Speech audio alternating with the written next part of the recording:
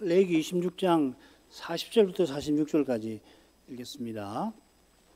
그들이 자기 죄와 그 열조의 죄와 및 그들이 나를 거스린 허물을 자복하고 또 자기들이 나를 대항하였으므로 나도 그들을 대항하여 그 대적의 땅으로 끌려갔음을 깨닫고 그 할례 받지 아니한 마음이 낮아져서 그 죄악의 형벌을 순히 받으면 내가 야곱과 맺은 내 언약과 이삭과 맺은 내 언약을 생각하며 아브라함과 맺은 내 언약을 생각하고 그 땅을 권고하리라. 그들이 나의 법도를 싫어하며 나의 규례를 멸시하였으므로 그 땅을 떠나서 사람이 없을 때에 그 땅이 황폐하여 안식을 누릴 것이요 그들은 자기 죄악으로 형벌을 순히 받으리라. 그런즉 그들이 대적의 땅에 거할 때 내가 싫어버리지 아니하며 미워하지 아니하며 아주 멸하지 아니하여 나의 그들과 세운 언약을 폐하지 아니하리니 나는 여호와와 그들의 하나님이 됨이라. 내가 그들의 하나님이 되기 위하여 열방의 목전에 애굽에서 인도하여 낸 그들의 열조와 맺은 언약을 그들을 위하여 기억하리라. 나는 여호와니라. 이상은 여호와께서 시내산에서 자기와 이스라엘 자손 사이에 모세로 세우신 규례와 법도와 율법이니라. 레위기 26장의 이 언약문은 가나안을 향한 행진 직전에 베푸신 것인데 가나안 들어가기 직전에 베푸신 신명기 28장의 언약문과 형식이나 내용에서 거의 같습니다. 신명기가 좀 길죠.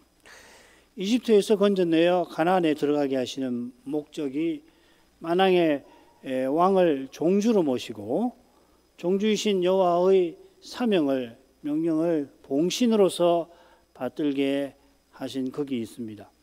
이 종주와 봉신의 관계는 당시 강한 나라가 약한 나라를 정복하고 체결한 조약에 따른 것입니다. 당시 히타이트 조약과 시내산 언약을 비교를 해보면 형식에서 매우 비슷합니다만은 내용에서는 그야말로 천량지차가 납니다. 아무리 뛰어난 황제라도 만왕의 왕이신 여호와께 감히 비기지 못합니다. 그 권세와 지혜에서는 물론이고 특별히 그 사랑과 선하심에서 비기는 것 자체가 오히려 여호와께 송구할 정도입니다. 가령 시내산 언약의 근간인 제사장나라와 거룩한 백성을 위한 제도만 보더라도 이 제도들은 무엇보다 여호와께서 여호와의 종이 되셔서 죄인의 죄를 담당하시고 겸손한 자들의 영원한 제국을 장차 세우실 것을 가리킵니다. 제도만 아니라 규례와 법도에도 여호와의 인자하심과 신실하심이 드러나므로 거기 메시아의 영광이 비칩니다.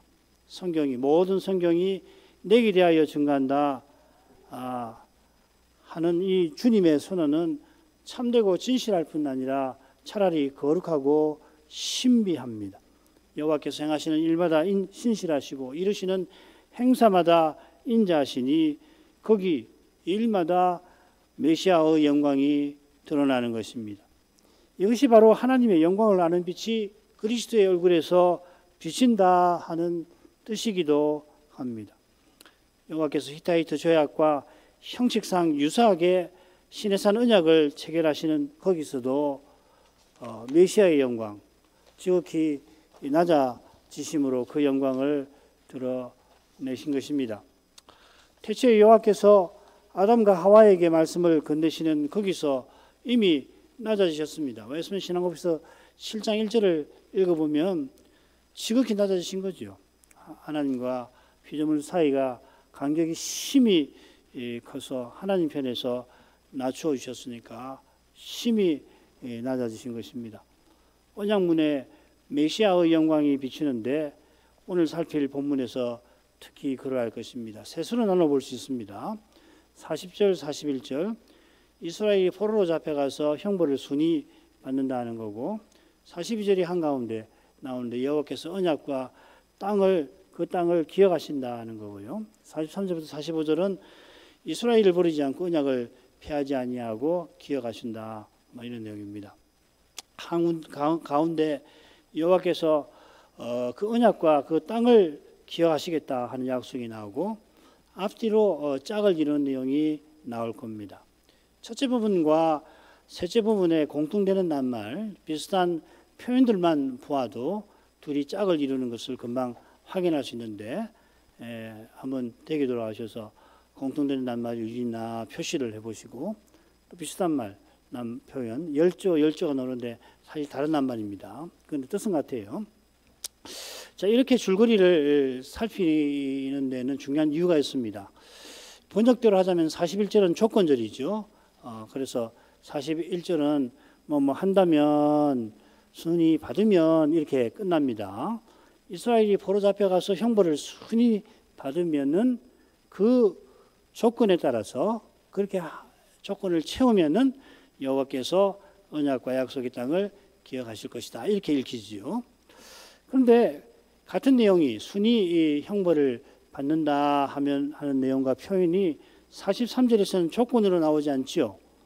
그들은 자기 죄악으로 형벌을 순위 받으리라 하고 더욱이 땅이 안식을 누릴 것이다 하는 약속이 순위 받을 것이다 하는 약속보다 먼저 나와요.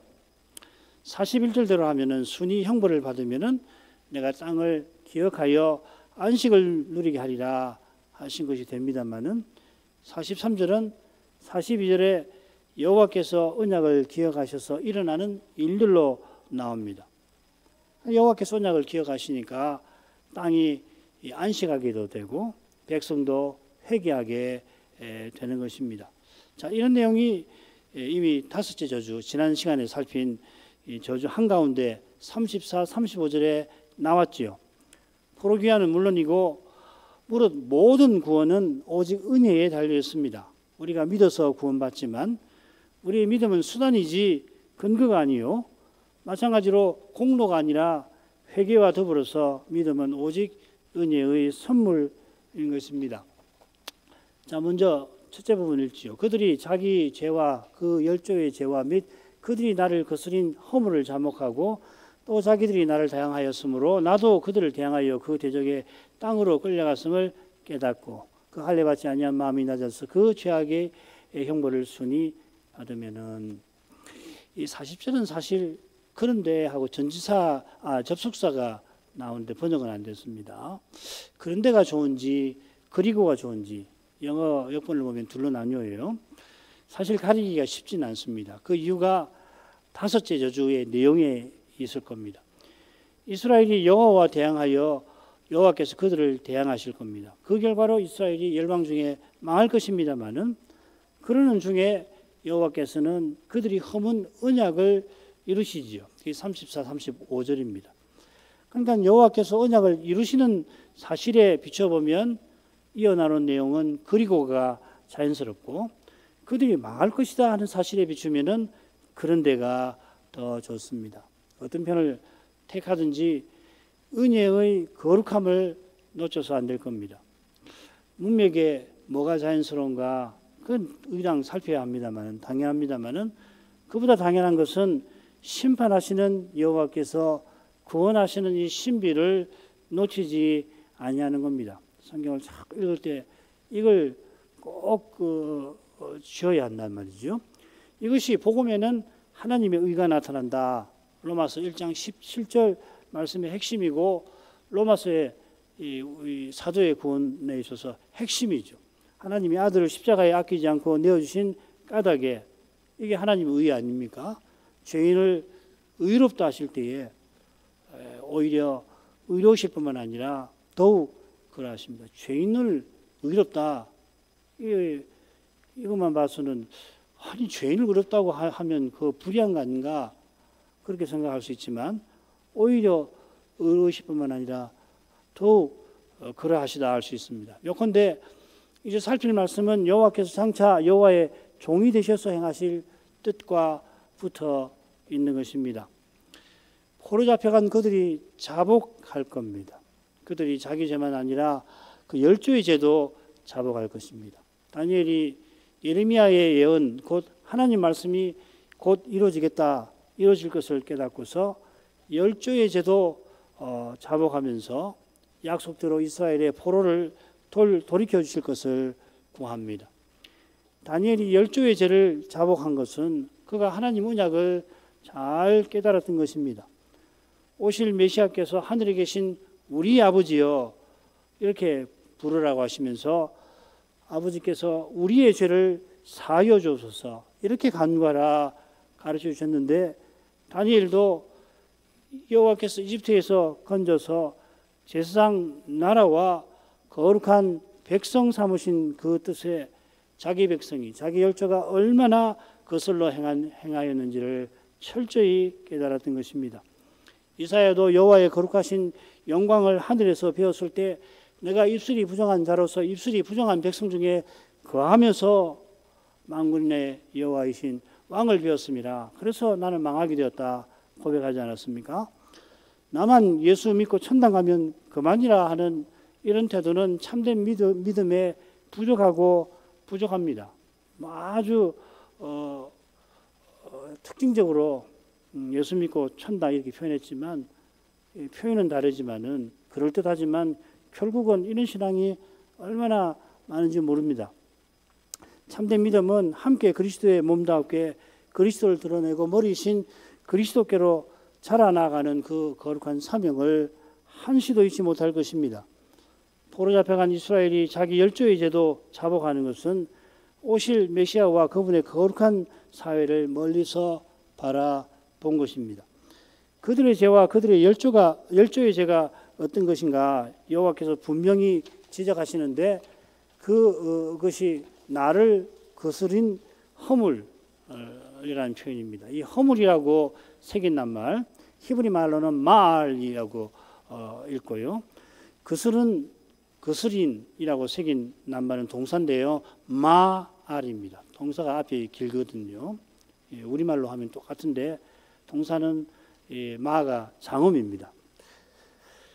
이 표현은 속죄제에 드리는 죄를 가리키죠. 우시아가 말년에 교만해서 성소에 들어가서 분향하려고 할 때에 저지른 그 죄입니다. 그처럼 이스라엘이 멸망할 때 제사장의 어른들과 백성도 크게 범죄하여 마알을 마알하여 이렇게 됐습니다. 마알이라고 하는 죄를 범하였다. 그런데 크게 범죄하였다. 그래 이방 모든 가정한 일을 본받아서 여호와께서 예루살렘에 거룩하게 두신 그 전을 더럽게 그 성전이 망하게 하셨습니다. 우시아가 감히 분향하려다가 여호와께서 쳐서 문둥병자가 되게 하셨고 백성의 어른들과 백성이 함께 여호와의 거룩하심을 침해하자 그들을 포로 잡혀가게 하신 것입니다. 참고로 속건제는 모르고서 이 죄를 범할 때에 들여서 죽음의 형벌을 면하게 하는 제사지요. 속건제가 여호와를 대적하는 죄를 다룬다면은 속죄제는 여호와를 떠난 죽음의 상태로서의 죄를 다루는데 여호와를 떠난 상태가 심해지면 결국 대적하게 되는 겁니다. 이스라엘 백성이 그처럼 열조로부터 후손까지 여호와를 대적한 탓에 마침내 포로 잡혀 간 것입니다. 자, 이런 내용이 자기들이 나를 대항하였다 하는 표현에도 담겨 있습니다. 이게 무슨 말이냐면 이게 자복한다는 이 동사하고 깨닫는다는 말이 원래 한 동사입니다. 그래서 이 굉장히 문장이 길어서 우리만 어순에 우리말에 이해하기 쉽게 딱딱 끊어서 읽었는데 원문은 이렇게 되어 있습니다. 그들이 자기 죄와 그 열조의 죄를 자복하리니 나를 거스린 허물로 범한 죄 또한 나를 대항한 죄를 자복하고 이렇게 되어 있습니다. 이보다 더 복잡해요. 그래서 밑에 차곡차곡 제가 덧붙여서 번역을 할 테니까요. 나를 대항하였다는 표현이 이스라엘이 여호와와 함께 이방 신들을 음란히 섬긴 사실을 가리킨다 하는 걸 우리가 이미 살폈죠. 이스라엘이 여호와와 함께 걷는 것처럼 하지만 실은 정반대로 그렇습니다. 그래서 나도 그들을 대항하였다 하신 겁니다. 또한 나를 대항한, 그래서 나도 그들을 대항하게 한 죄를 자복하고 이렇게 이어집니다. 그들이 대항하니 여호와께서 대항하셔서 그 대적의 땅으로 끌려가게 하셨습니다. 그래서 원래 문장은 이렇게 됩니다. 또한 나를 대항한, 그래서 나도 그들을 대항하게 하여 그들을 그 대적의 땅에 끌어가게 한 죄를 자복하고, 이렇게 되어 있습니다. 이어지는 41절 후반절은 혹은 그때 하고서 방금 살핀 내용을 좀 다르게 표현합니다. 혹은 그때 하면 장차이죠. 혹은 그때 그 할례받지 아니한 마음이 낮아져서 그들이 그 죄악의 형벌을 순히 받으리라. 할례받지 아니한 마음은 이스라엘이 여호와를 거스른 허물과 붙어 있는 겁니다. 할례는 이 육신의 이 몸의 육을 배워서 언약에 들어온 것을 표시하는 성례지요.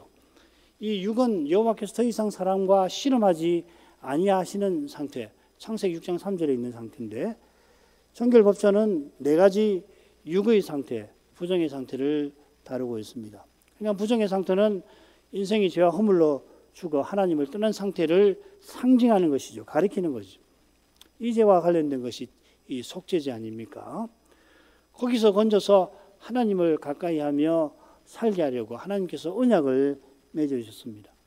이스라엘이 이런 은혜를 저버리고 심지어 우상을 섬겼는데 할례받지 아니한 마음이 그런 가정한 상태에 이르게 되었던 것입니다. 주님 시대 바리새인도 그랬지요. 그들이 실제로 우상을 섬긴 건 아닙니다. 그러나 율법을 소유하고 지키는 자기를 자랑하며 율법의 정신을 이루시는 메시아를 미워하여서 십자가에 내어주었습니다. 이보다 하나님을 대적하는 배도가 없습니다. 그런 사실을 지적하면서 바울 사도는 성신으로 마음에 할례받은 우리 이방인을 이면적 유대인이라 부른 것입니다. 표면적 유대인의 대표인 바리새인은 선자를 미워하고 죽인 그 열조의 후손이었습니다. 우상을 섬기고 선자를 죽이던 이스라엘이 그 마음이 낮아져서 그 죄악의 형벌을 순히 받습니다.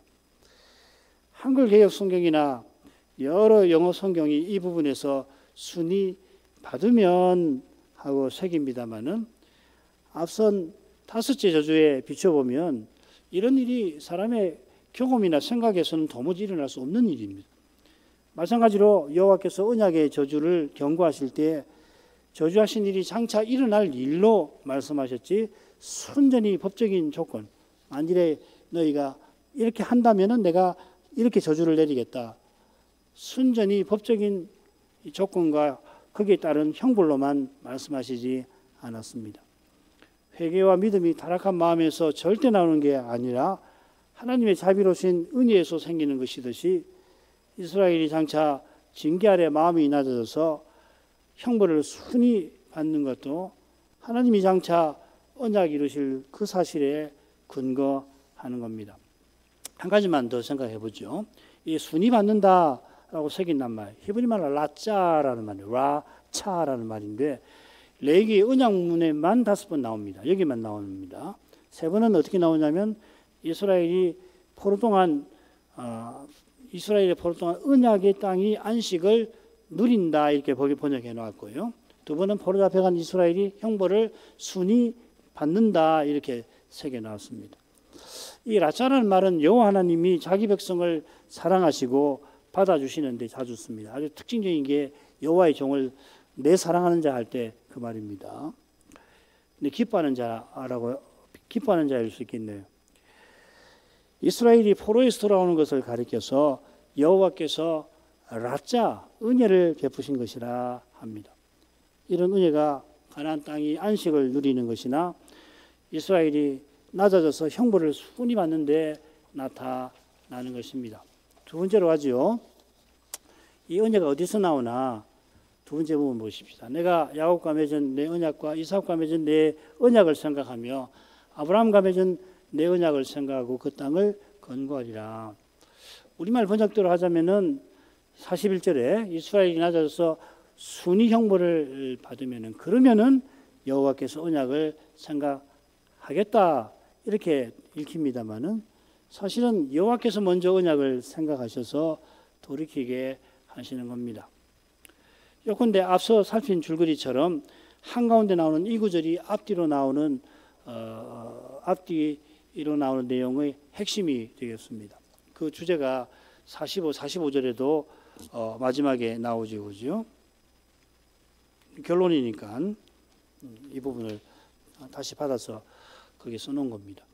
여기 생각한다, 또 공부한다, 똑같은 말입니다. 이 기억한다라고 새기는 히브리 말인데, 짜카르란 말인데, 이스라엘이 전쟁이 났을 때, 제사 드릴 때 제사장이 은나팔을 부르면 여호와께서 이스라엘을 기억해 주신다 하셨죠. 기억하셔서는 전쟁에서 대적에게서 이스라엘을 구원하십니다. 언급하기가 송구스러운 내용인데, 여호와께서 평소에는 까마득히 잊고 계시다가 나팔이 불어서 일깨워라, 생각나게 하라, 그 말 아니겠죠. 가령 이스라엘이 나서는 전쟁은 여호와의 전쟁입니다. 여호와의 전쟁이라고 하는 것은 여호와께서 진두지휘하셔서 직접 치르시는 자기의 전쟁이십니다. 여호와께서 치르실 전쟁인데 귀찮아서 이스라엘들어 네가 나가서 싸우라 하시는 게 아닙니다. 오히려 친히 치르시는 전쟁에 이스라엘 군대를 써주시는 거죠. 그래서 마음이 약해가지고 전쟁에 나가기가 무섭다 하는 사람이 있으면 집으로 돌려보내라 그러셨죠. 다윗이 골리앗에게 맞설 때 여호와께서 나를 이 블레셋 사람의 손에서 건져내시리이다 확신을 한 것도 자기가 여호와의 전쟁에 나선 줄을 안 까닭입니다. 다윗이 골리앗을 틀림없이 이길 거라고 나섰지 뭐 죽을 때 죽더라도 나서보자 한 게 아니잖아요. 이 전쟁에 여호와께서 특별히 이 제사장과 레인을 참여하게 하시는 겁니다. 제사장은 여호와의 궁정에서 왕을 섬기는 신하니까 왕이신 여호와께서 어디로 가시든지 마땅히 모셔야 합니다. 그들이 거기서 여호와를 모시는데 제사와 찬미로 찬미를 드리는 거죠. 광야에서는 언약궤를 메고서 언약궤 위 보좌 위에 앉으신 여호와를 그런 방식으로 모셨는데, 가나안에 들어와서는 특별히 다윗 시대 이후로는 레위 찬양대의 찬양이 궤를 메는 역할을 하는 겁니다. 그게 이제 시편 22편 3절이죠. 이스라엘의 찬송 중에 거하시는 여호와라는 말이 그 말이죠. 그 찬양 위에 여호와께서 보좌를 펼치시고 친히 전쟁을 치르시는 겁니다.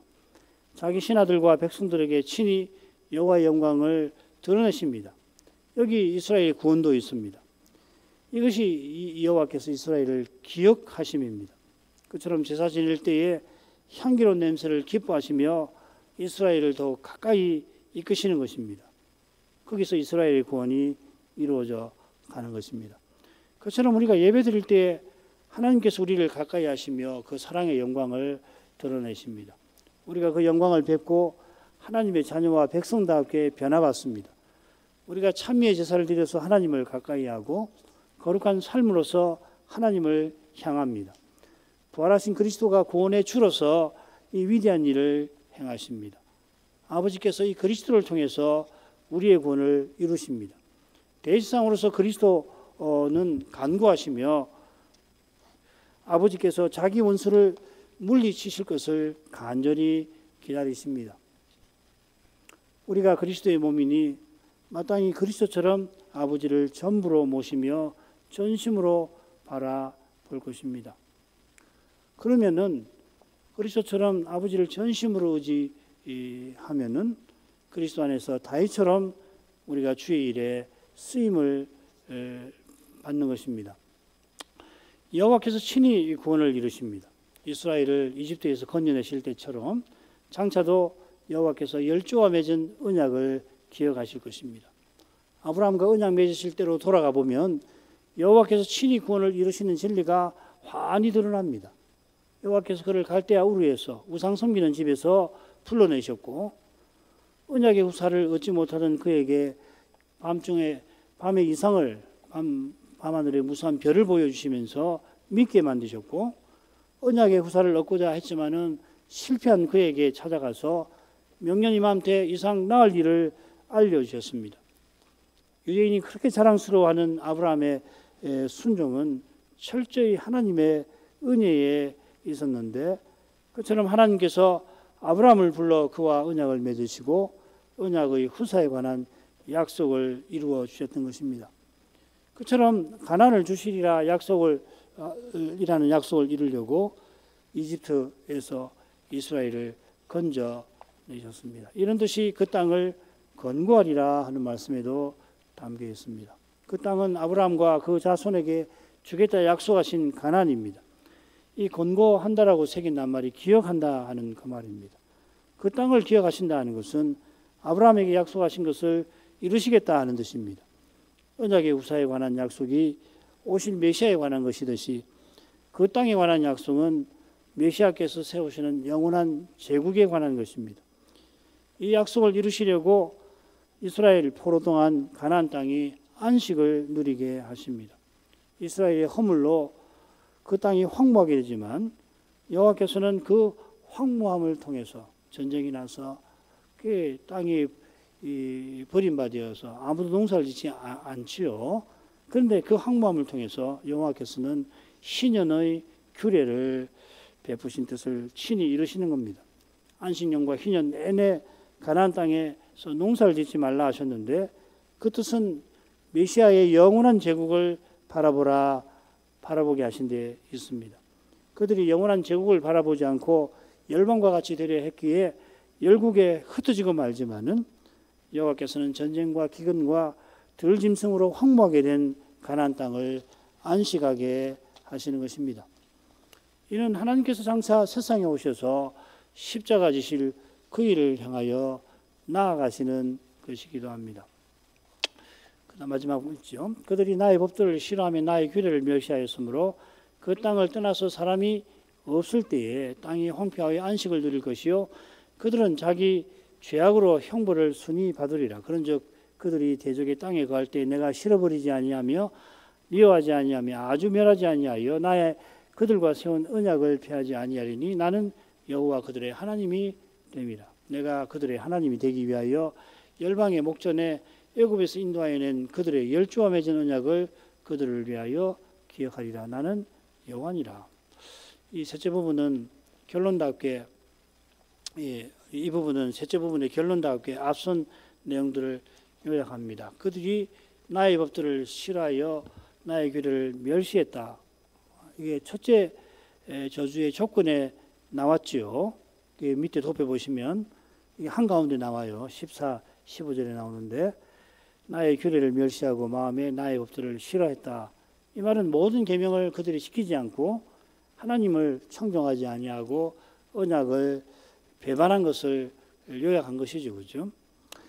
다섯째 저주까지 매번 여호와의 처벌이 7배씩 커집니다마는 처음 저주를 받을 때부터 이스라엘은 여호와의 저주를 피하지 못할 상태였다 하는 것을 법도를 싫어하고 규례를 멸시하는 태도가 잘 보여주는 것입니다.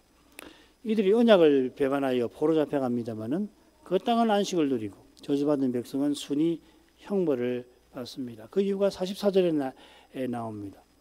44절 처음에 나오는 그런 적은 매우 이례적인 번역입니다. 대부분의 영어 번역은 랍비들의 해석을 따라서 그럼에도 불구하고 라고 새겼습니다.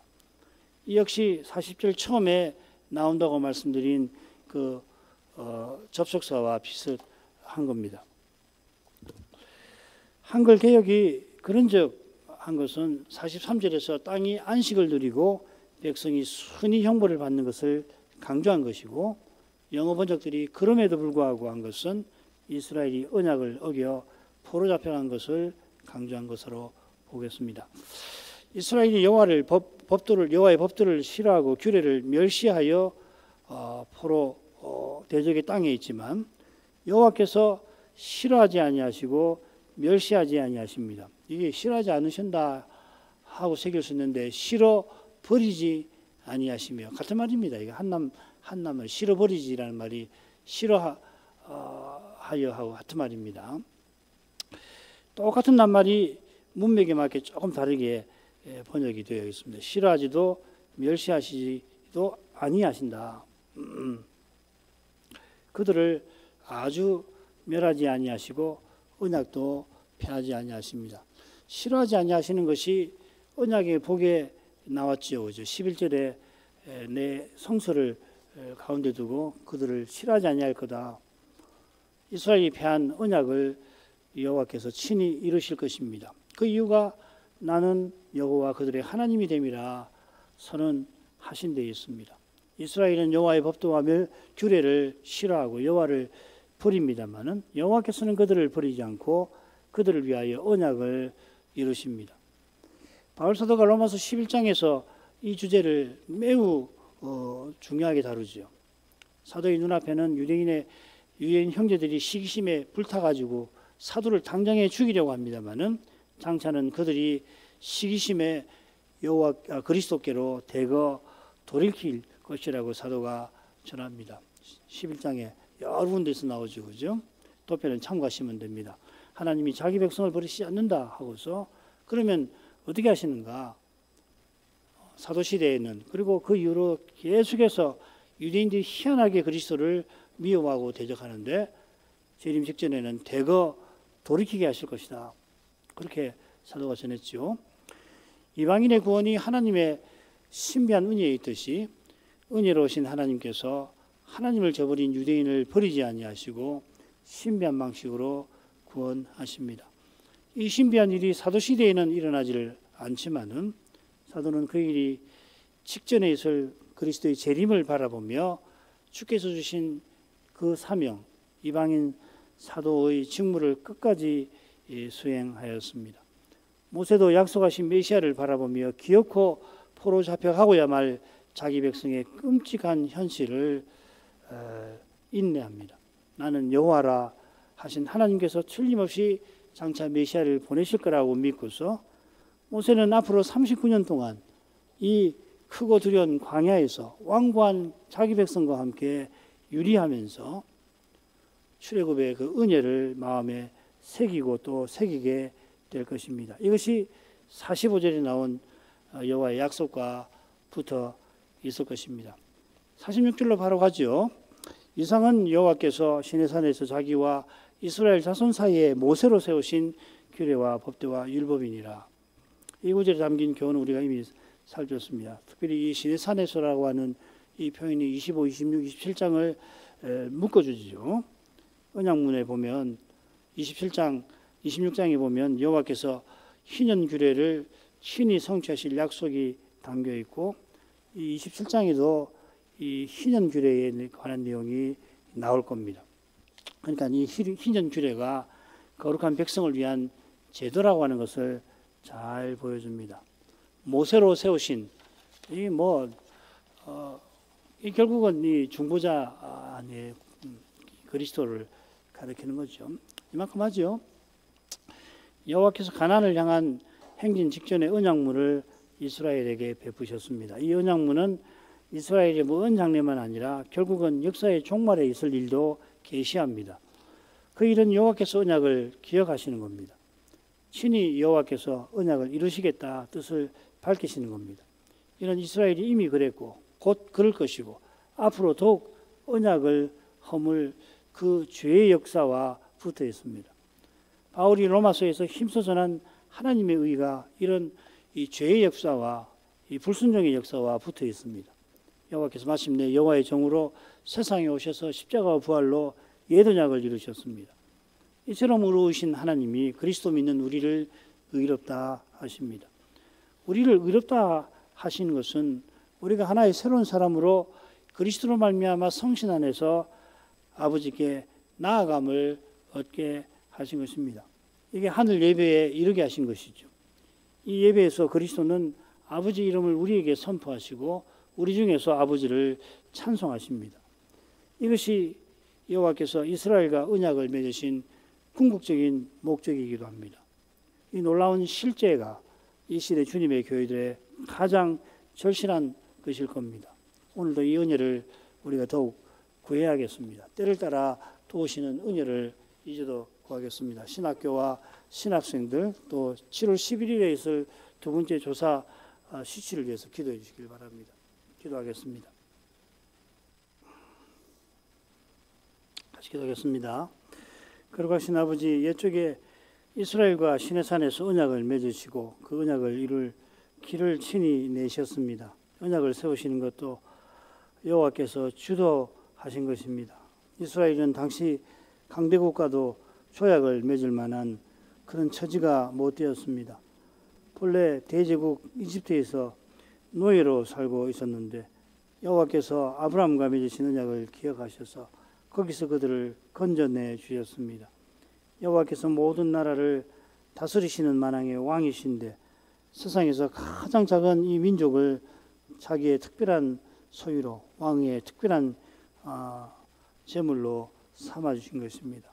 삼아주실 때 이 민족이 의젓한 나라라도 되는 것 마냥 고대 근동의 국제조약과 비슷한 형식으로 언약을 세워주신 줄 믿습니다. 이를 위하여 여호와께서 얼마나 낮아지셨겠는지 헤아릴 길이 없습니다.